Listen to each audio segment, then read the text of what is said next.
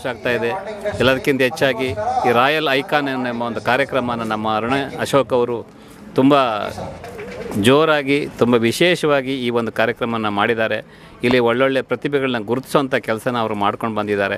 ಮುಂದೇನೂ ಮಾಡ್ತಾರೆ, ಈಗಲೂ ಮಾಡ್ಕೊಂಡೇ ಬಂದಿದ್ದಾರೆ. ಸೊ ಎಲ್ಲ ಕಾರ್ಯಕ್ರಮಗಳಿಗೂ ನಾವು ಬಂದು ಅವರ ಕಾರ್ಯಕ್ರಮ ಭಾಗವಹಿಸಿ ಇಲ್ಲಿ ನಾವು ನೋಡ್ಕೊಂಡು ಹೋಗ್ತಾ ಇದ್ದೀವಿ. ಇದೇ ರೀತಿ ಮುಂದೇನೂ ಒಳ್ಳೊಳ್ಳೆ ಕಾರ್ಯಕ್ರಮ ಮಾಡುವಂಥ ಶಕ್ತಿ ದೇವರು ಅವರು ಕೊಡಲಿ ಅಂತ ಹೇಳ್ಕೊಂಡು 2 ಮಾತು ಮುಗಿಸ್ತೀನಿ. ನಡೆಸ್ಕೊಂಬಂದಿರುವಂಥ ನಮ್ಮ ಪ್ರೀತಿಯ ಅರುಣಿ ಅಶೋಕ್ಗೆ ಒಳ್ಳೇದಾಗಲಿ, ಅವ್ರ ಮಗ ವೈಭವ್ಗೆ ಇನ್ನೂ ಒಳ್ಳೆ ಫ್ಯೂಚರ್ ಸಿಗಲಿ, ಇನ್ನೂ ಒಳ್ಳೊಳ್ಳೆ ಸಕ್ಸಸ್ಫುಲ್ ಪ್ರಾಜೆಕ್ಟ್ ಮುಂದೆ ಕೊಡಲಿ ಅಂತ ನಾನು ಅವ್ರಿಗೆ ಆಶಿಸ್ತೀನಿ. ನಮಸ್ಕಾರ, ನಾನು ನಿಮ್ಮ ರೇಖಾ ದಾಸ್. ಹೋದ ವರ್ಷವೂ ಈ ಕಾರ್ಯಕ್ರಮಕ್ಕೆ ಬಂದಿದ್ದೆ. ನಾನು ಪ್ರತಿ ವರ್ಷವೂ ಅರುಣಿ ಅಶೋಕ್ ಈ ಥರ ಒಂದು ಕಾರ್ಯಕ್ರಮನ ಇಡ್ತಾಳೆ. ಇದು ಇಡೋಕ್ಕೆ ಕಾರಣ ಏನಪ್ಪ ಅಂತಂದರೆ, ಎಷ್ಟೋ ಜನ ಹೊಸ ಕಲಾವಿದರು ಹುಟ್ಕೊಳ್ತಾರೆ, ಎಷ್ಟೋ ಜನ ಹೊಸ ಕಲಾವಿದರಿಗೆ ಅವಳು ಅವಕಾಶ ಕೊಡ್ತಾಳೆ, ಎಷ್ಟೋ ಜನಕ್ಕೆ ಸ್ಟೇಜ್ ಕೊಟ್ಟಿದ್ದಾಳೆ. ಇನ್ನೊಂದು ಏನು ಅಂತಂದರೆ, ಡೆಲ್ಲಿ, ಬಾಂಬೆ ಎಲ್ಲ ಕಡೆಯಿಂದಲೂ ಸ್ಟೂಡೆಂಟ್ಸ್ಗಳಿಗೆ ಒಳ್ಳೆ ಆಫರ್ ಬಂದಿದೆ. ಎಷ್ಟೋ ಜನ ಸ್ಟೂಡೆಂಟು ಹೀರೋಗಳಾಗಿದ್ದಾರೆ. ಈ ಅರುಣಿ ಅಶೋಕ್ ಕೈಯಿಂದ ಟ್ರೈನಿಂಗ್ ತೊಗೊಂಡು ಹೀರೋ ಆಗಿದ್ದಾರೆ ಎಷ್ಟೋ ಸ್ಟೂಡೆಂಟ್ಸು. ಅಂದರೆ ಖುಷಿ ಆಗುತ್ತೆ. ನಮ್ಮ ಕಣ್ಮುಂದೆ ಬೆಳೆದ ಮಕ್ಕಳು ಇವತ್ತು ಒಂದು ಒಳ್ಳೆ ಸ್ಟೇಜಿಗೆ ಹೋಗ್ತಿದ್ದಾರೆ ಅಂದರೆ ನಿಜವಾಗ್ಲೂ ಸಂತೋಷ.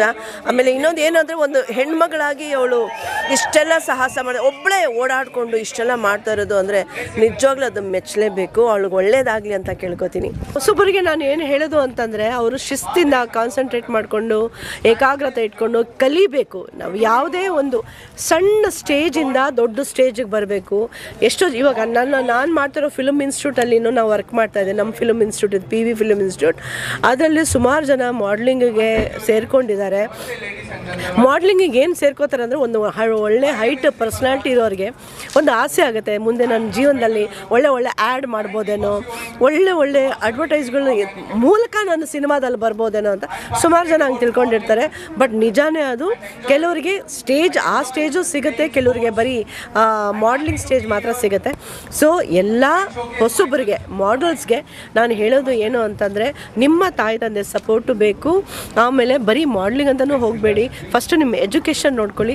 ಅದಾದ ಮೇಲೆ ಸೆಕೆಂಡ್ ಸ್ಟೆಪ್ ಇಸ್ ಮಾಡಲಿಂಗ್. ಅದರಲ್ಲಿ ನೀವು ಕಲಿತು ಆಮೇಲೆ ಈ ಥರ ಒಂದು ಸ್ಟೇಜ್ ಪರ್ಫಾರ್ಮ್ಗಳಾಗುತ್ತಲ್ಲ, ಪ್ರತಿಯೊಂದರಲ್ಲೂ ಭಾಗವಹಿಸಬೇಕು.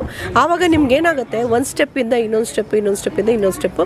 ಆವಾಗ ನೀವು ಡೆಲ್ಲಿ, ಬಾಂಬೆವರೆಗೂ ಕಾಲ್ಸ್ ಬರುತ್ತೆ ಒಳ್ಳೆ ಸ್ಟೇಜ್ಗೆ. So don't miss out and all the best to all new comers.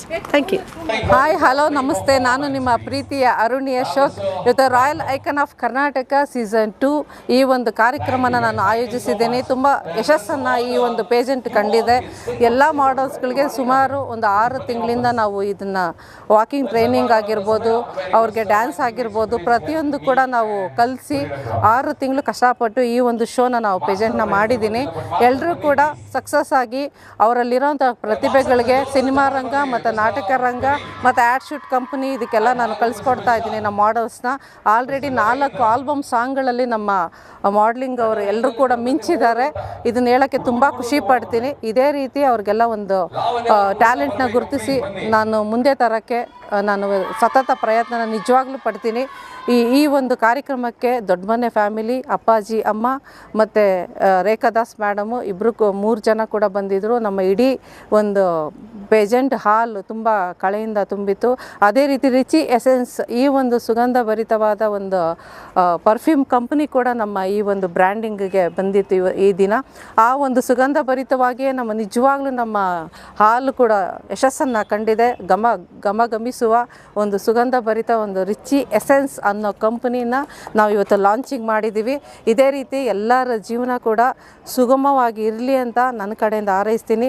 Rich ತುಂಬ ಚೆನ್ನಾಗಿದೆ ಈ ಒಂದು ಪರ್ಫ್ಯೂಮ್ ಕಂಪನಿ. ಇಂಟರ್ನ್ಯಾಷನಲ್ ಬ್ರ್ಯಾಂಡಿಂಗ್ ಕೂಡ ಅವರು ಯಾವುದೇ ಒಂದು ಕೆಮಿಕಲ್ ಇಲ್ದಿರ ಅವರು ಅದನ್ನು ತಯಾರಿ ಮಾಡಿದ್ದಾರೆ. ಎಲ್ಲರೂ ಕೂಡ ಇದನ್ನು ಬಳಸಿ ಒಂದು ಸ್ಯಾಂಪಲ್ ನೋಡಬೇಕು ಅಂತ ನಾನು ಈ ಒಂದು ಇವೆಂಟಲ್ಲಿ ಕೇಳ್ಕೊತಾ ಇದ್ದೀನಿ. Thank you so much. ಜೈ ಕರ್ನಾಟಕ ಮಾತೆ.